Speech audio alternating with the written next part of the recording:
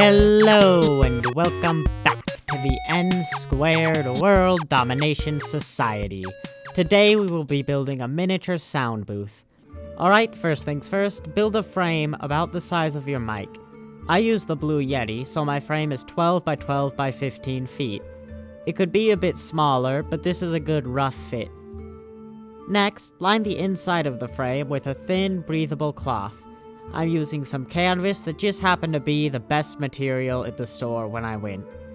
Cover each side except the side you want to be the front of your sound booth. Now, the most important part, time for the insulation. You may be wondering why I'm using this denim insulation instead of the acoustic panels most people use.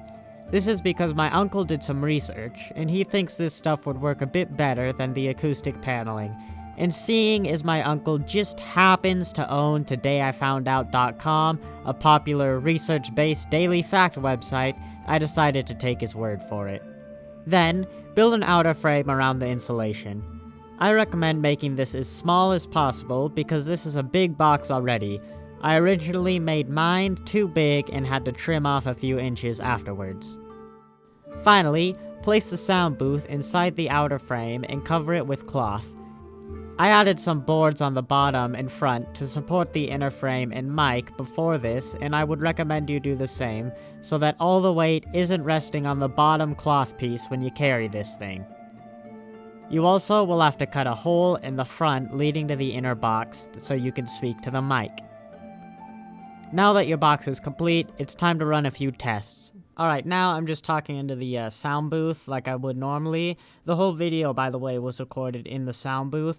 So now you might hear me do this. I'm taking the microphone out. It's now outside the sound booth, just hanging in my room like all of them normally were.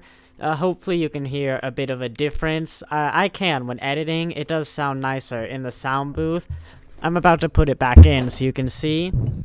Alright, the microphone is now in the sound booth, but this is just, a boring test. Like, anywhere you can see just, put the mic in, it'll make it sound better. Take the mic out, it'll sound worse. So, right now, I'm currently doing a 3D print. Now, a lot of times, it'll be convenient for me if I'm able to record and do a 3D print at the same time, but before now, the printer has been so loud that it's just really disruptive to the recording. I don't currently know if you can hear the printer. The microphone is in the sound booth, so here's me not talking. And it looks like you can hear a little bit of the printer, but compared to when the microphone is outside the booth right now, the printer, it sounds like this. Now, it's about twice as worse. It's still not a major problem. I'm putting the mic back in the sound booth. And so, yeah, it's still not really a major problem.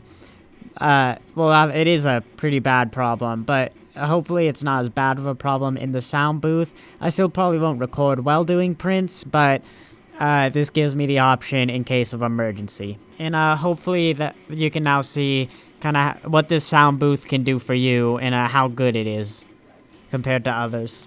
Alright, that's it for today. I hope you enjoyed this video. If you did, please consider liking and sharing it. Subscribe so you can catch all the amazing robotics, electronics, and 3D printing projects I have planned.